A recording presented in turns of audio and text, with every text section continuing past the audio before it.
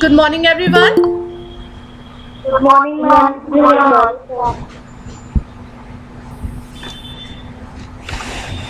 आज हम लोग जो शुरू कर रहे हैं आपका चैप्टर नंबर 13, पाठ संख्या है 13, वाराणसी महात्म्यम।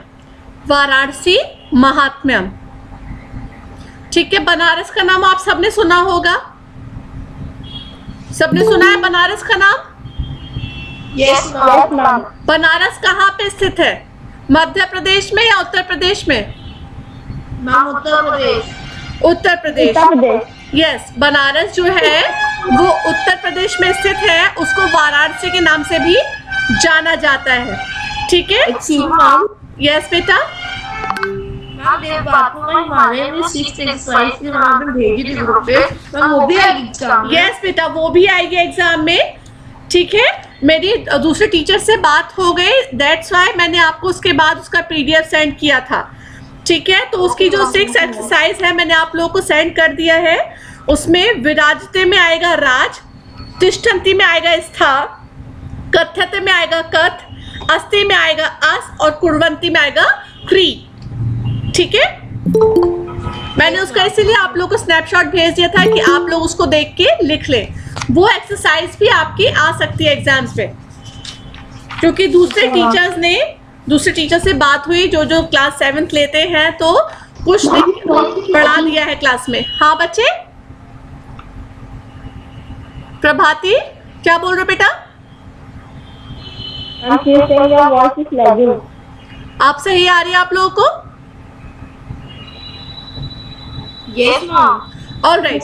अच्छा, मैं आप लोगों को एक चीज और क्लियर कर दूं, क्योंकि कल 26 है, तो इधर से मेरे घर के पास क्या होता है, जैमर्स लगे हुए हैं, ठीक है। तो थोड़ा थोड़ा हो सकता है आपको प्रॉब्लम हो सुनने में, लेकिन कोशिश मेरी यही रहेगी कि आप लोगों को क्लियर आवाज आए, ठीक है। तो अभी आप लोग क्लियर आ रही है आवाज सबको? Yes, ma'am. ऑलराइट।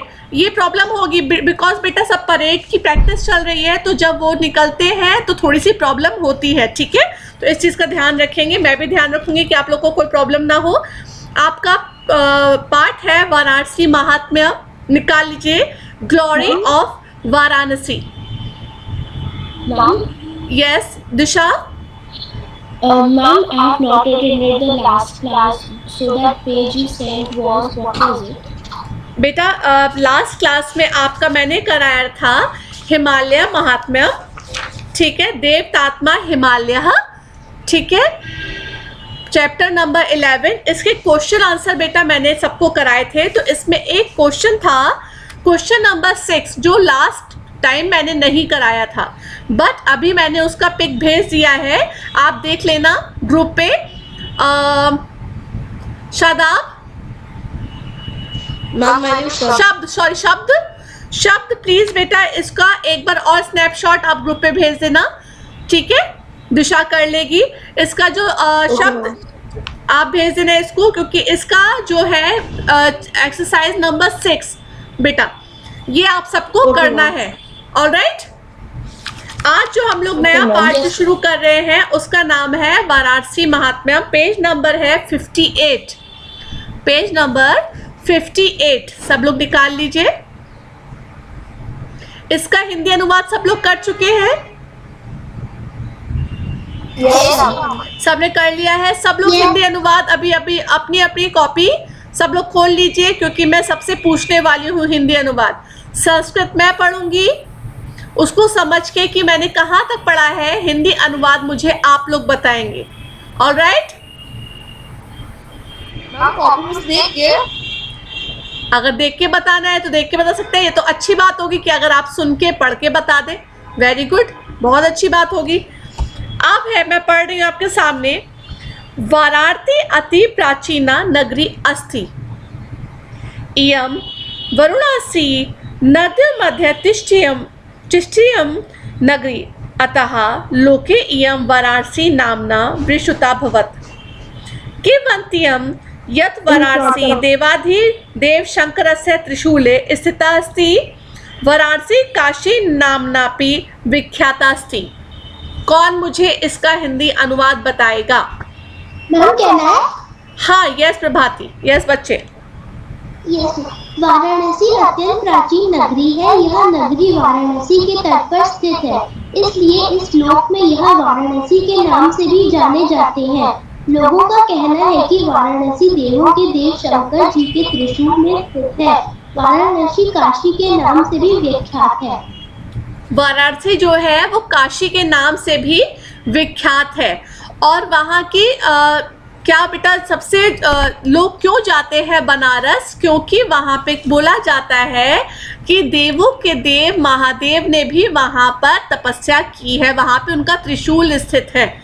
ठीक है, इसलिए वहाँ पे वो मंदिरों की नगरी कहा जाती है। बनारस को मंदिरों की नगरी भी बोला जाता है कि वहाँ आपको हर गली में मंदिर मिल जाएगा। ठीक है, इसलिए वो सुविख्यात है। अब वेरी गुड बेटा प्रभाती। अब इसके बाद है वाराणसी धर्म शिक्षाया संस्कृति केन्द्रमस्ति। आदिदेव महादेवस्य प्राचीनम मंदिरम इह वासते। पतित पावनी गंगा इयं प्रक्षालितुं सततं प्रवहति। गंगाया धनुष्कार तटे प्रस्तरनिर्मित सुरम्य घटाः सन्ति। ते अस्या नगर्या शोभां सौन्दर्याश्च भिर्धवन्ति। गंगायां नौकाविहारा गंगराश्च सर्वेषां हृदयानि हरति। काश्यां ग्रहे ग्रहे मन्दिरमस्ति। इदं मन्दिराणां नगरं कथ्यते। काशी शिवगंगयोः कारणात् आस्था केन्द्रमस्ति। प्रतिवर्षं काशी न केवलं स्वदेशात् अपितु विदेशात् श्रद्धालवः पापनाशात् पर्यटकाः न आयन्ति। गंगायां स्वनापं शिवलिंगस्य दर्शनं पूजनं च कृत्वा कृतकृत्या भवन्ति। मान्यतेयं यत् काश्यां मलमुक्तः अतः मुमुक्षवः वार्धक्ये अत्रागत्य मृत्युं वसन्ति। वेदविद्वैः सन्तेष काश्यां निरन्तरं धर्मचर्चा क्रियते। अस्त्यं धर्मनगरी नात्र को अपि संदेह। अब कौन इसका मुझे हिंदी अनुवाद बताएगा? एक एक लाइन का भी बता सकते हैं। रिद्धिमा, शिखा, मानसी, बहुत बच्चे हैं, कौन बताएगा? शब्द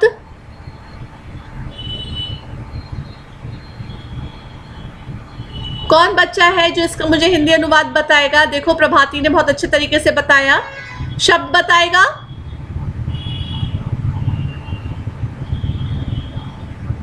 नो वन, कोई नहीं बताएगा। ऋषिमा भी नहीं बताएगी।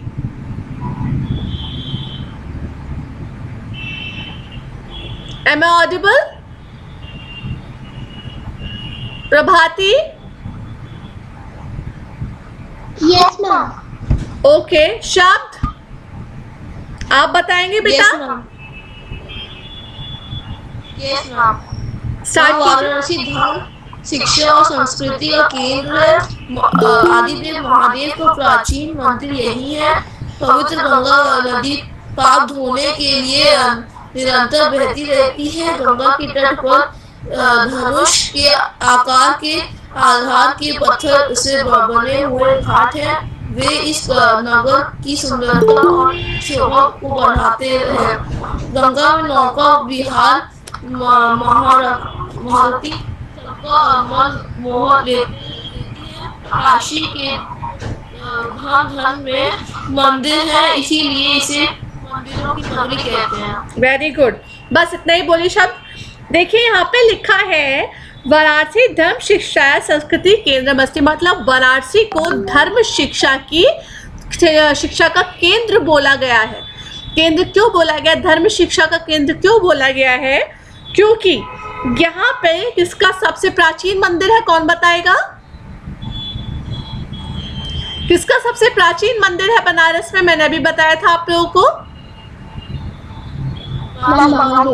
महादेव, महादेव शिव। ठीक है, शिव का यहाँ पे प्राचीन मंदिर है।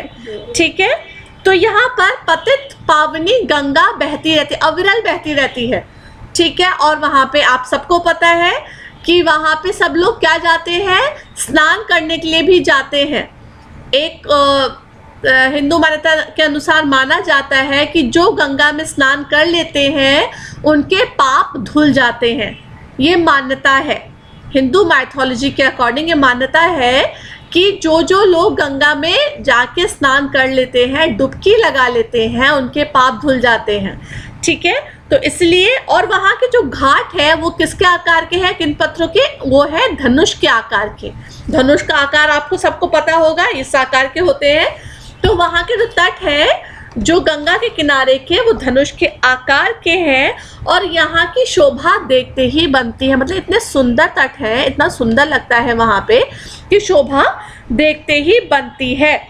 और वहाँ जो गंगा है उसमें लोग नौका विहार करते हैं। नौका विहार का मतलब क्या होता है कि गंगा बह रही है, उसमें नाव चल रही है, उसमें जाना, उसमें नौका में बैठकर बीचों बीच जाना और उसमें घूम के आना, उसे नौका विहार बोला जाता है, जो सबके मन को हर लेती है। मतलब मन क्या होता है कि कितना खूबसूरत दृश्य है, कितना सुंदर दृश्य है, और वो मनोहारी दृश्य है, वो ही सबके मन को हर लेता है। काश्याम ग्रहे ग्रहे मंदिरमस्ति, मतलब काशी के घर घर में मंदिर है। ठीक है, इसलिए उसे मंदिरों की नगरी भी कहा जाता है। काशी को मंदिरों की नगरी भी कहा जाता है। ठीक है, काशी शिव गंगयो कारलात आस्था केंद्रमस्ति, क्योंकि शिव के जटाओं से गंगा निकली थी। आप सबको पता होगा कि गंगा कहाँ से निकली थी। कई फोटोज आपने शिव के देखे होंगे। ठीक है, उसमें क्या है, यहाँ पे शिव ने क्या करा हुआ है, एक गंगा यहाँ से उनके निकल रही है। ठीक है, तो यहाँ पर बोला जाता है क्योंकि शिव की जटाओं से गंगा आई थी, तो वो पतित पावनी गंगा के नाम से भी सुविख्यात है। इसलिए इस जगह को क्या कहते हैं, बहुत ज़्यादा एक तरीके से पर्यटन स्थल पे बन चुका है। लोग दूर दूर से इसको देखने के लिए आते हैं। सिर्फ प्रतिवर्ष अपने देश नहीं बल्कि विदेशों से श्रद्धालु यहाँ पर अपने पापों को धोने के लिए आते हैं, क्योंकि ये किंवदंती, मतलब ये कथा इसके साथ जुड़ी हुई है कि जो लोग इसमें नहा लेते हैं, डुबकी लगा लेते हैं, उनके पाप धुल जाते हैं। ठीक है, फिर यह है गंगा ने आसार शिवलिंग से दर्शनम पूजन करता कृतकृता भवंती। तो लोग क्या करते हैं, गंगा में नहाने के बाद यहाँ पे शिवलिंग के दर्शन करते हैं, जिससे वो अपने को बहुत ही ज़्यादा क्या समझते, अनुग्रहित कर लेते हैं। और उसको लगता है कि यहाँ पे मरने के बाद पापों का क्या होता है, अंत हो जाता है और सीधा स्वर्ग की प्राप्ति होती है। अतः मुमुक्षवः वर्धन्ते अत्र गत्वा मृत्यु वसन्ति, मतलब यहाँ पर जो वृद्ध लोग हैं कि उनको मरने के बाद स्वर्ग की प्राप्ति हो तो यहाँ पर ही आके बस जाते हैं, कि उनकी मृत्यु काशी में ही हो। अगर काशी में, उनकी मान्यता ऐसी है कि अगर काशी में मृत्यु होती है तो सीधा स्वर्ग की प्राप्ति होती है। ठीक है, विद्विदम संतेष्ट काश्याम निरंतरम धर्म चर्चा क्रियते। तो यहाँ पर क्या है, जो साधु संत लोग हैं यहाँ पर धर्म की चर्चा करते हुए मिलते हैं। हमेशा यहाँ पर जो साधु संत लोग हैं वो धर्म की चर्चा करते हुए मिलते हैं, इसलिए इसको धर्म नगरी के नाम से भी जाना जाता है। इसलिए इसको धर्म नगरी के नाम से भी जाना जाता है। इतना सबको समझ में आया? Any problem?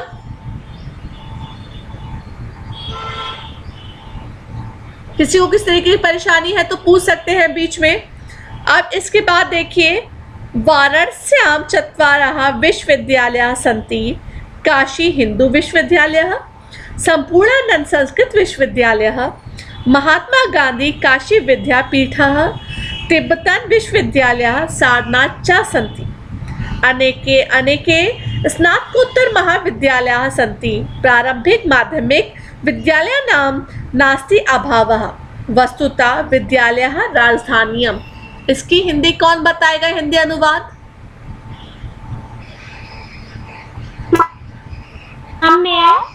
Yes Aditi, yes बच्चे। वाराणसी में 4 विश्वविद्यालय है, काशी हिंदू विश्वविद्यालय, संपूर्णानंद संस्कृत विश्वविद्यालय, महात्मा गांधी काशी विद्यापीठ और तिब्बतन विश्वविद्यालय है। अनेक स्नातकोत्तर महाविद्यालय हैं। प्रारंभिक और माध्यमिक विद्यालयों का यहाँ अभाव नहीं है, इसी कारण यह विद्यालयों की राजधानी है। वेरी गुड बेटा, बहुत अच्छे से आपने बताया, वेरी गुड बच्चे। अब इसके बाद मैं पढ़ रही हूँ। मैं चाहती हूँ जिस तरीके से अदिति ने शब्द ने हाँ ठीक है बताया है, और एक और बच्चे ने प्रभाती ने बताया है, इस तरीके से और भी बच्चे बताएं, ठीक है। महर्षि पंत जले है महाकवि जयशंकर प्रसादस्य वीरांगना लक्ष्मीबाई महाभागाना भारतवर्षस्य पूर्व प्रधानमंत्री लाल बहादुर शास्त्रिश्च इयं नगरी जन्मभूमिश्च महामना मदन मोहन मालवस्य कर्मभूमिरास्ति ते अतएव अस्माकं प्रेरणा स्तंभो अस्ति। इसके कौन हिंदी अनुवाद बताएगा? मैं चाहती हूँ आप सब कोशिश करें सही बताने की, तो मैं हूं ही बेटा। कौन बताएगा? बिकॉज ये लाइन तो बहुत ही आसान है। कोई भी नहीं बताएगा? दिशा भी नहीं बताएगी?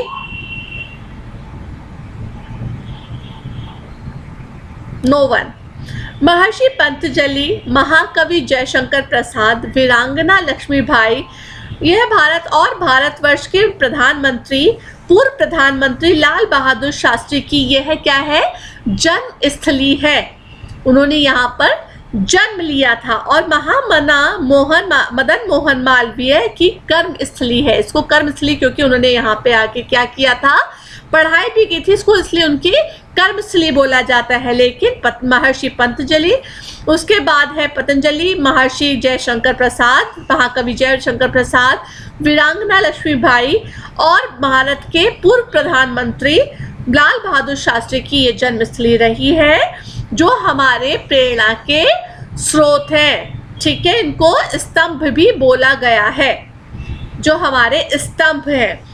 ठीक है, फिर उसके बाद है आपका वाराणसी नगर्यां में समीपम जगत प्रसिद्धम सारनाथम अस्ति। अस्य धार्मिक ऐतिहासिक महत्वम को न जानाति। अत्रैव महात्मा गौतम बुद्धः परम ज्ञानम वाप्य सब शिष्यान् प्रथम उपदिशत सारनाथे गौतम बुद्धस्य जगत प्रसिद्धं मंदिरम् अस्ति। प्रतिवर्षं देशात् तीर्थयात्रिणं पर्यटकाः सारनाथम् आगच्छन्ति। तत्र जैन मंदिरं सारनाथं मंदिरं च स्त। भारतीय संस्कृते संगमस्थलीं पुरातत्व विशेषः अस्ति। संग्रहालयोऽपि तत्रापि संक्षेणं काशी नगरी अनुपमा अस्ति। इसका कौन बताएगा हिंदी अनुवाद? कोई बताएगा?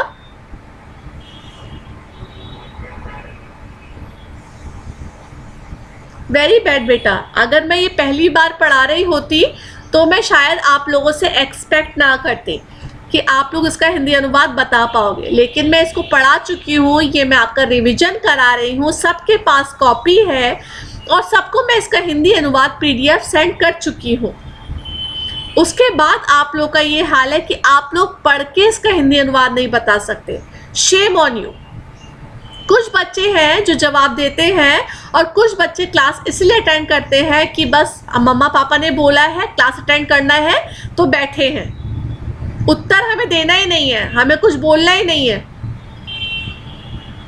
बहुत खराब बात है बेटा।